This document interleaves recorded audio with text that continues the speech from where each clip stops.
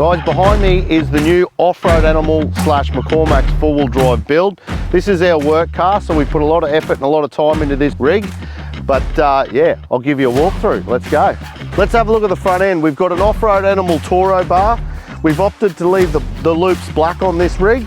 We've also painted the lower half of the bar in the white 2-pack with clear over base.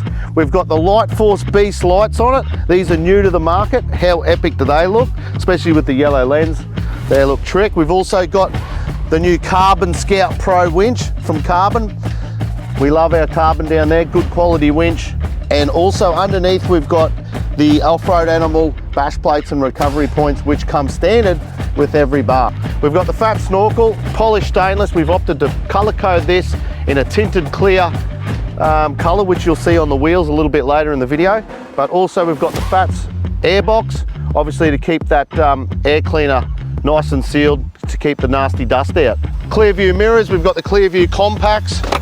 Obviously they extend in and out for when you're towing. We've got the Method 312s, full machined with machine lip. And we've got the tinted clear, which we've done in-house. Wrapped around that, she's got some Toyo Open Country all-terrain 3s. We've gone the all-terrains obviously because it's a work vehicle. We don't really need muds. Great asset, we love the Toyos, they're a good tyre. Outback armour, we've got a 2-inch lift, upper control arms, we've got the full adjustables on these, 5-year warranty, durable suspension. We've had no warranties on any Outback armour since we've been doing this for about 3 years. We've opted for the Rhino rack, platform and base rack system. We've also got the Light Force 40-inch single row light bar on it. We've got some side lights and we've all done it in amber to match the front beast. So beautiful, the amber lights, it's a nice touch, especially at night.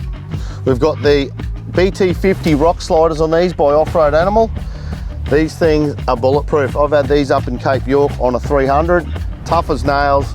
You can obviously, it's got high lift jack points, so if you get into trouble, you can use your high lift jack. Behind me is the Mode Canopy. If you didn't know, they are a composite lightweight canopy.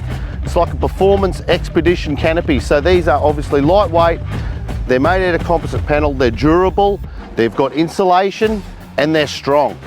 Zone RV use them in their caravans, this same type of paneling. So, and they've been tested for years. In this canopy, we've opted for the Bushman DC 130 upright fridge.